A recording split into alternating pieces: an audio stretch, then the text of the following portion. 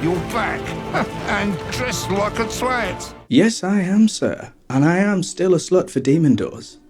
Now, this time, I'm wearing armor, and before you make any jokes, I want you to know that I wore this armor to my wedding, along with a couple of other pieces. So, I guess either I've given you some great ammunition, or you'll be really nice about it. If you are going to be mean, at least be creative with it. Let's see what you've got in the comments.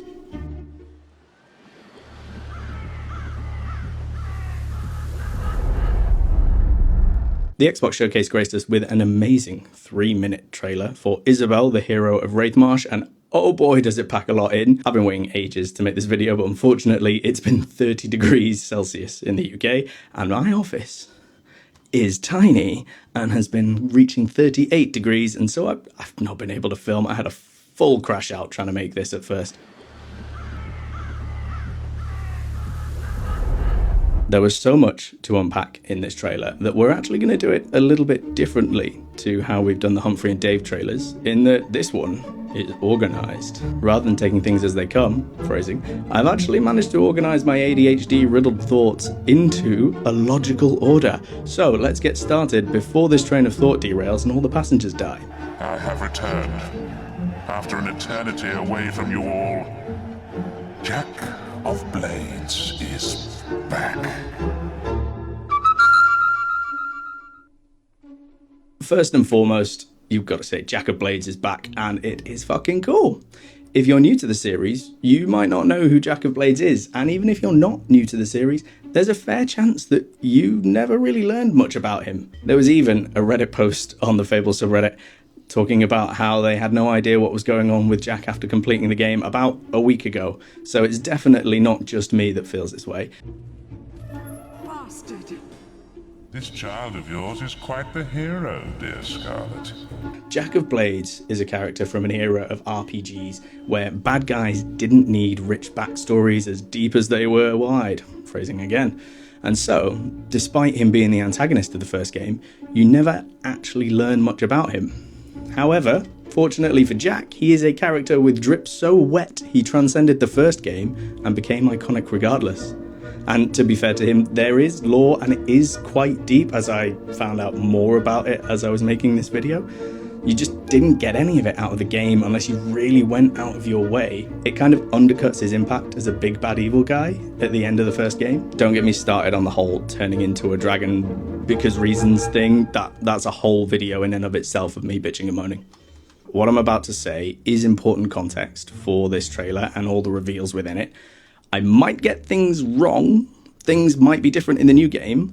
This is a reboot, after all, so I guess fucking at me if you feel like it. You see, Jack of Blades is a void entity from something called the Court, and they came to Albion to conquer it. The Court consists of 3 powerful beings: the Knight of Blades, the Jack of Blades, and the Queen of Blades, and they all came to Albion and conquered it successfully after burning it, flooding it, and turning everybody insane. Eventually, they were defeated by William Black, who was the first ever hero TM, and discovered Will, which is the Fable universe's name for magic. We actually meet William Black in the first Fable game as the hero Scythe. May death close his eyes to you, Maze.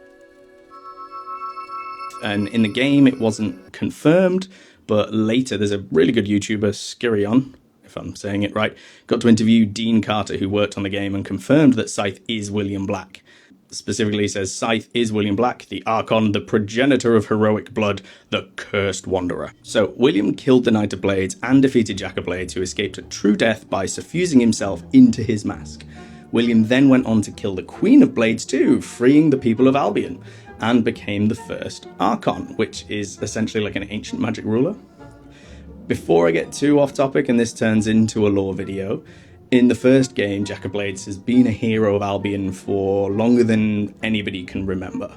It's worth noting that being a hero doesn't mean that you do good deeds. It just means that you can use will magic and shit. So, Jack is trying to get the Sword of Aeons, which I think is this thing here. Why am I so sure that this is the Sword of Aeons? Mostly because he's holding it in the statuette that you get with the collector's edition, but also because as I'm reading the wiki to check I'm not getting things wrong, it turns out it's his fucking sword. To kind of yada yada the story a bit, it turns out it's Jack's sword, but William made a deal with it to kill the court in exchange for his soul, which is a super great idea. And then it was lost for centuries, as well as magically sealed at some point. So I guess it's no wonder that Jack wants his sword back. There is a potential that it could be Avo's tear, and the more I get through this script, the more it actually seems that that's likely. Avo's tear has its own lore, but it was added to the game in the Lost Chapters DLC, so that if you chose the good ending, you still got a super powerful weapon. They also nerfed the Sword of Aeons to bring its damage down and gave it the same stats and augments as Avo's tear, which I'm sure was a really popular choice. With the first 600 words about lore out of the way, we can kind of get on with the trailer now. So Jack of Blades is back. There's actually a bunch of hints to him in the trailer. We see the evil red room with the player who's experiencing some weird gravity stuff. It's the same scene at the end reveal that shows what appears to be an Exorcist-style levitation with the black eyes from Supernatural. There's also this shot, which in my initial notes said Jack of Blades wannabe with 3 swords. But looking at it in more detail, the masks in the background jumped out at me immediately, and then I thought, that looks kind of like the hero model, and if you look closely, you can see the guild logo on the sword. So matched with the red robes, it's got me wondering if maybe we can become the host for Jack of Blades. So, could the mysterious cult in Bloodstone mentioned in the developer direct actually be dedicated to bringing Jack back from the void? And could we get to play an active part in that if we want to? Probably not, and I will get to that later. I will say, however, that I'm pretty certain we're going to play a significant role in the return of Jackie Boy either way. That's enough about Jack of Blades. This is Isabel's trailer, damn it. So let's get to talking about Hayley Atwell's awesome performance. She's been in so many amazing pieces, it's kind of hard to pick out where you might know her from, but since we're all nerds here, it's a safe bet you've seen her in Captain America and the other MCU spin-offs, things like Agent Carter or the What If series.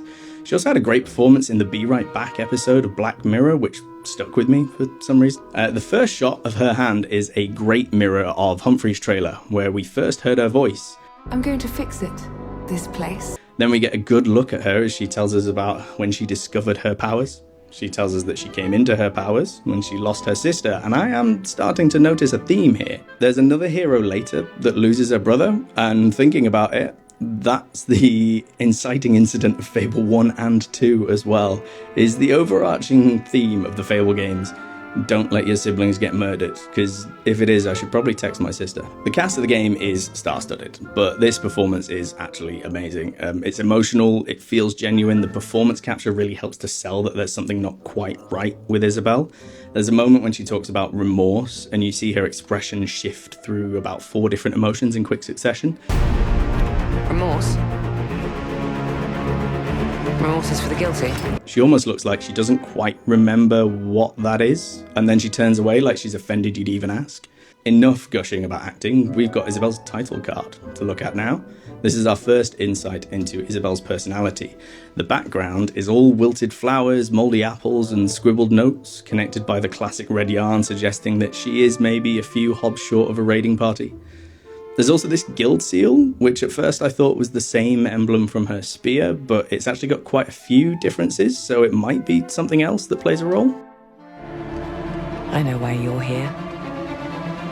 You want to talk about them. You want to talk about them is a great turn of phrase that shows us Isabel doesn't like the other heroes and probably feels othered by them in some way. It also cuts brilliantly to one of the other heroes being a dick to Dave, so it's no wonder he doesn't feel great about heroes when we see his trailer. Remember I said this video was organised? This is when that starts. Monsters. I'm not doing these in order, because I'm way too excited to talk about Hobbs first. Ask and ye shall receive. They're wearing pots and pans for armour. Although I can't quite confirm if their trousers are on backwards or not. I'm so relieved to see them get some of that character back. Smart enough to use them, not smart enough to wear their pants the right way round. Try explaining that. A Betty White Balverine. For anyone not in the know, the White Balverine is a staple of the previous games, and usually the one in charge. So I can make an ass out of you and me by assuming that this is linked to the Balverine quest that we're going to take part in at some point in the new game. There's even another scene with our lovely sheriff, who seems to be frustrated that the hero is investigating the Dave quest instead of sticking to his Balverine bounty. Got more important things to worry about than vegetables. Skeletons and ghosts, or rather, holofolk and ghosts. I always felt there was something different about holomen and generic skeletons. We're just innocent men. Just hollow men. I'm hoping the new game makes that distinction too. Maybe it's just that the hollow men had clothes and still had a bit of meat on their bones, but they're looking a little bit less Fable to me at the moment. We'll see how that one turns out. The ghosts, however, are looking really cool. It's a huge upgrade from the previous games that just used a translucent material on a regular NPC skin. I wonder if they'll take any inspiration from games like D&D and have them only vulnerable to magic weapons.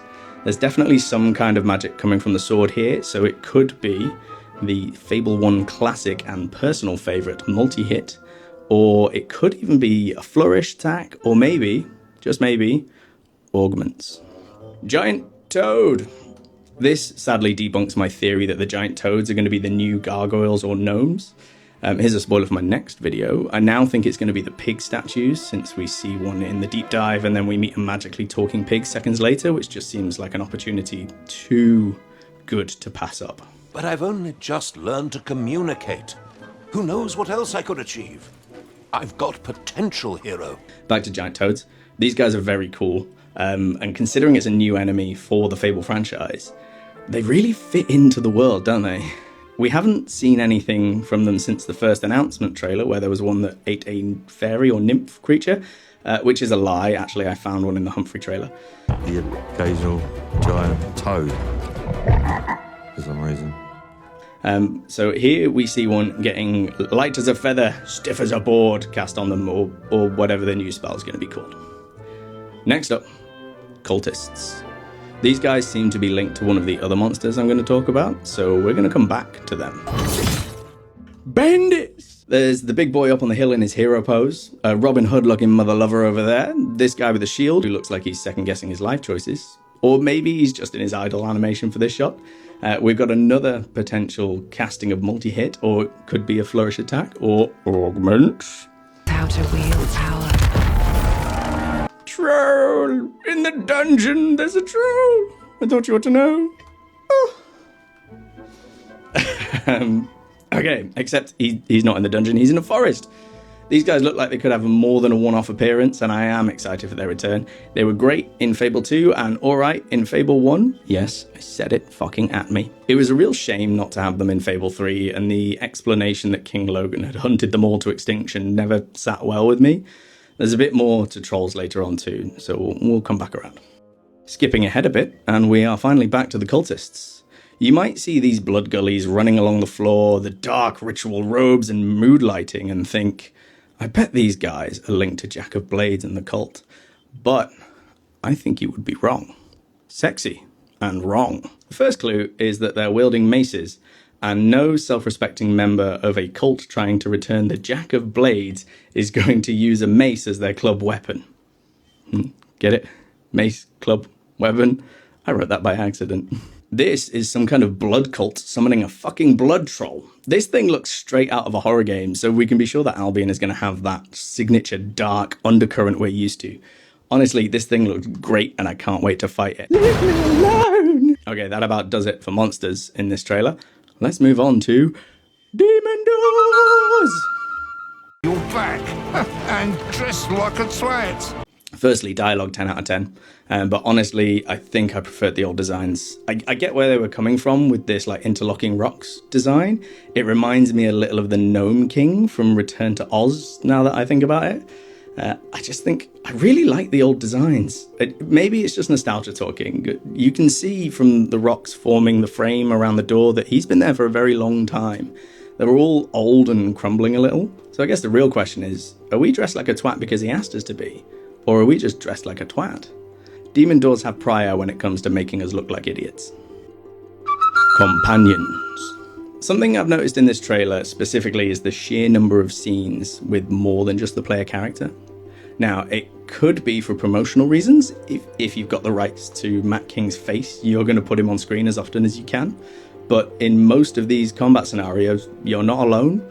There's 2 of you fighting cultists, 2 of you fighting bandits, 2 of you fighting a troll, 2 of you burning a dead brother, 2 of you fighting another troll. Heck, there's even 2 of you fighting Isabel before Humphrey takes a tactical nap so that you can solo her. If we are experiencing a bulk of the story with companion characters, I hope to God their AI is good. I'm certain it will be. We'll have none of them being annoying, none of them getting in the way, none of them will have dodgy pathing and get stuck on terrain, none of them will walk at that really annoying speed that isn't quite your walking speed but is way slower than your running speed. Okay, cope with me now, chicken chasers. Okay, just to clarify, we see multiple different versions of what I think are the player hero options. So anytime a character appears in the blue hero garb, I'm going to refer to them as the player character or player hero or some variation of that. But anyway, here we see the hero player drinking with the mother character from the developer direct that was turned to stone. She also appears again later in this trailer, which does have me wondering if the village turned to stone story isn't the main through line of the games. The first proper companion we see here is Humphrey. This time he's shown to be far less capable than he made out in his own trailer, which is a really nice touch since each trailer is kind of given from that character's point of view. We get a lot of unreliable narrators, leaving a lot of uncertainty. He's starting to remind me of that guy you meet down your dad's favourite pub that's full of shit, but everybody puts up with him because he buys a round once in a while. So here's Humphrey down the pub being potentially full of shit. You ever seen a legend in the flesh? I don't think Discount Siri from The Witcher is buying what he's selling. And here we see Humphrey doing his best impression of a university rugby team player. To be honest, this trailer seems to be as much about Humphrey as it is about Isabel.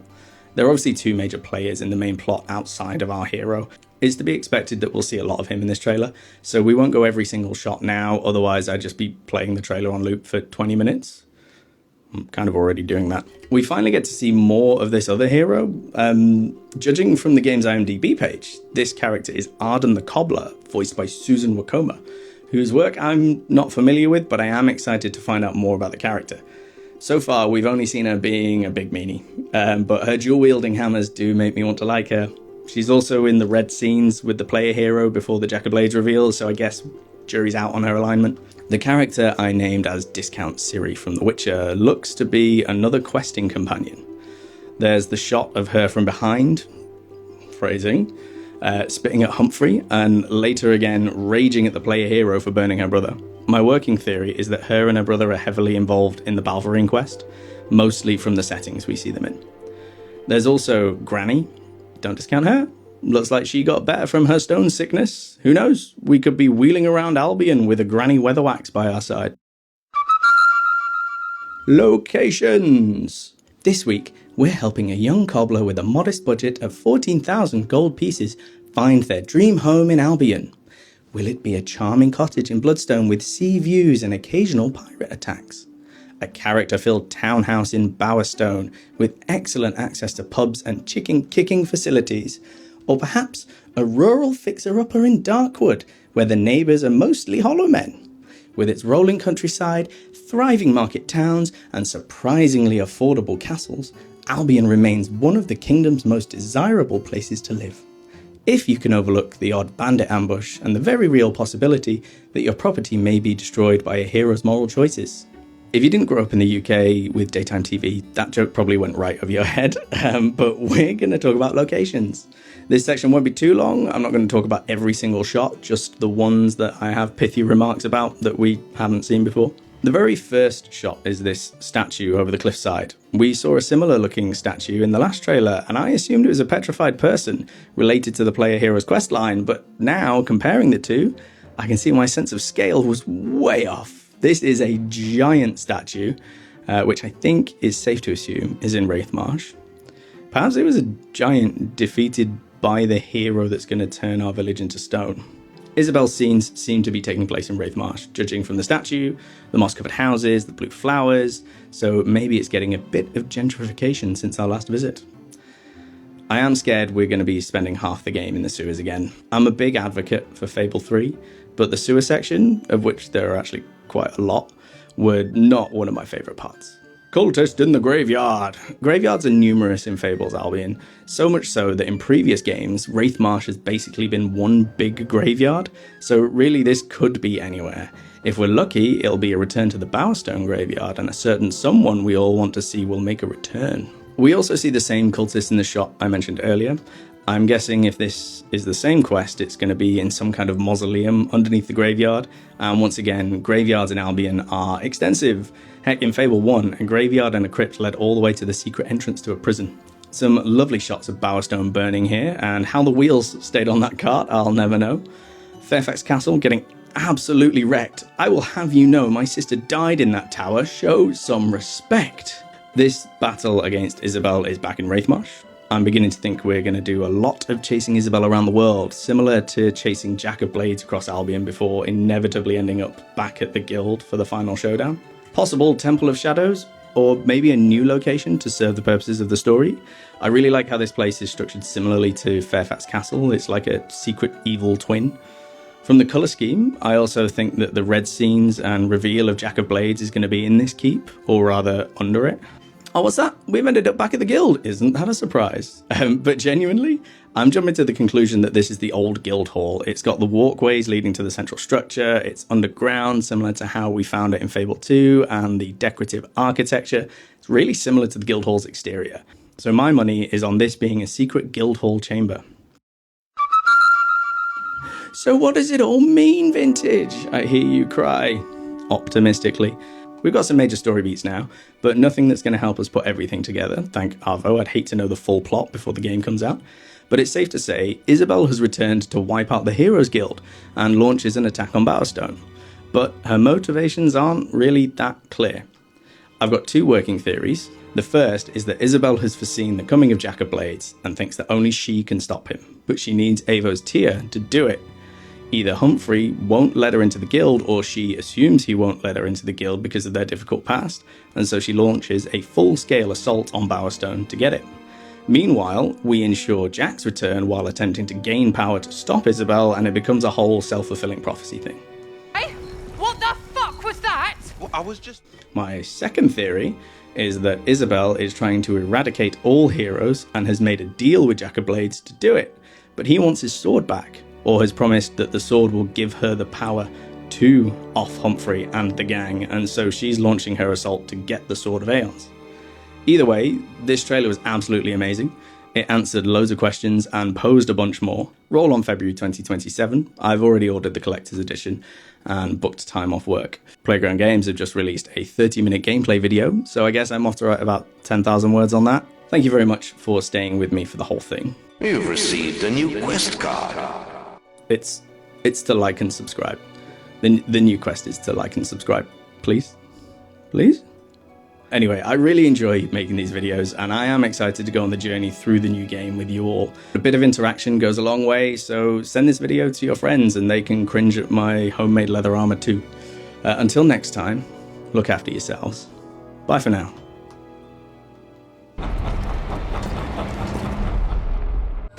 It isn't polite to leave without saying goodbye.